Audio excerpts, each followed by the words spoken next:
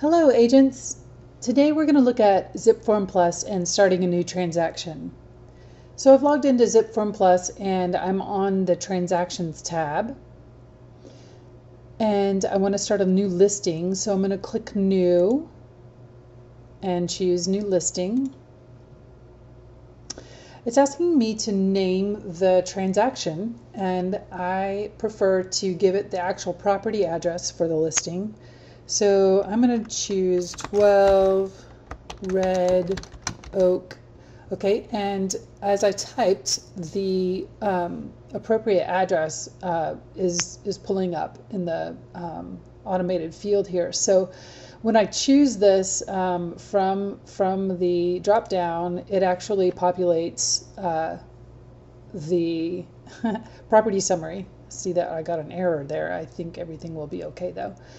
So for the property type, I'm going to choose residential, and it automatically applies the residential listing template here. So I'm going to click Save,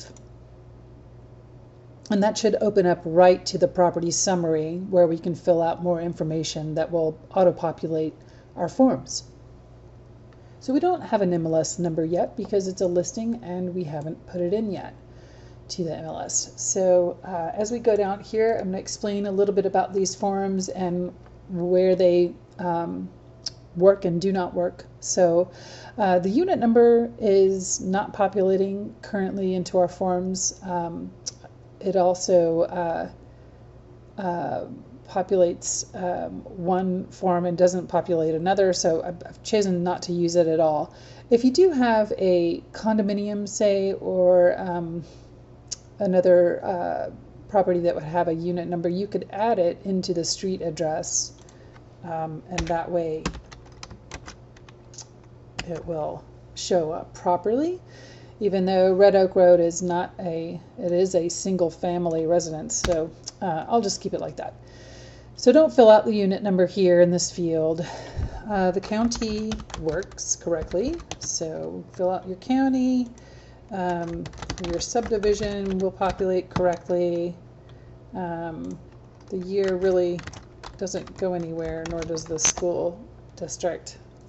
I wish it would populate into our MLS for free, but it does not. Municipality type you don't have to worry about. Zoning you can keep here for your records. Lot number and block number do populate. So the plat book number and the plat page number do not populate correctly into our forms. Rather, they actually populate the deed book number and the deed page number. So if you know your deed book number and deed page number, you can enter it here. The best way that I find to start research on a property is to actually go to the GIS. So I've already opened the GIS in another tab for Buncombe County. And as you're typing here, you do want to use the drop-down address that appears. Otherwise, it may not find your PIN number correctly. So I'm going to choose 12 Red Oak Road. And it has pulled up the correct information here. So I've got a link to the property card. I've got the link to the deed book and deed page, the plat book and plat page, and I've also got the PIN number.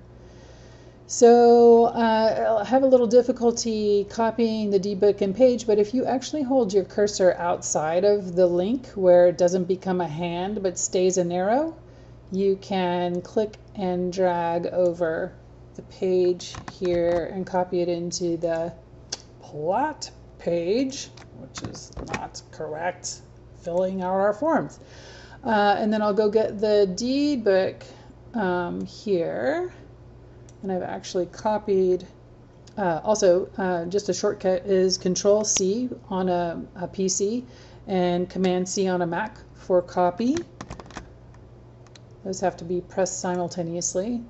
And if I come to the plat book number, populating the deed book number, I'm going to press Control and V is for Victor for pasting, or Command V on a Mac. Okay, so I also got a space and a colon, so I'm going to go ahead and backspace those out.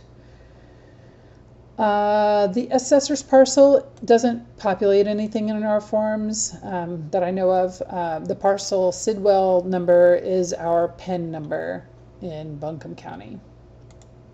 So I'm going to hover over the PIN number and double click to select the whole PIN number. Control copy, or Control C rather, and Control V to paste.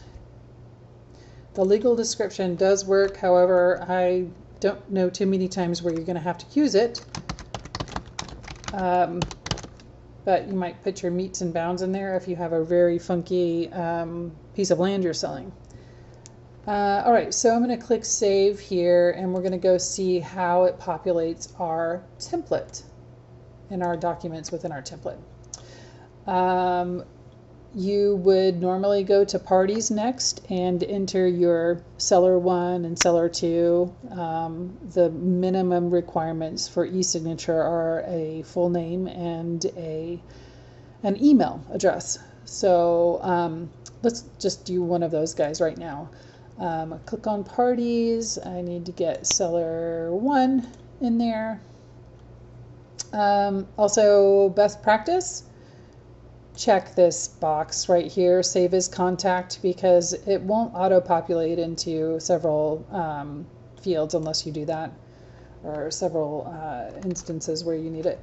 So Mary Smith, and I need her email address at least, marysmith@gmail.com, and I've selected Save as Contact, and I'm going to go to the bottom and save. So there's Mary Smith, Seller 1.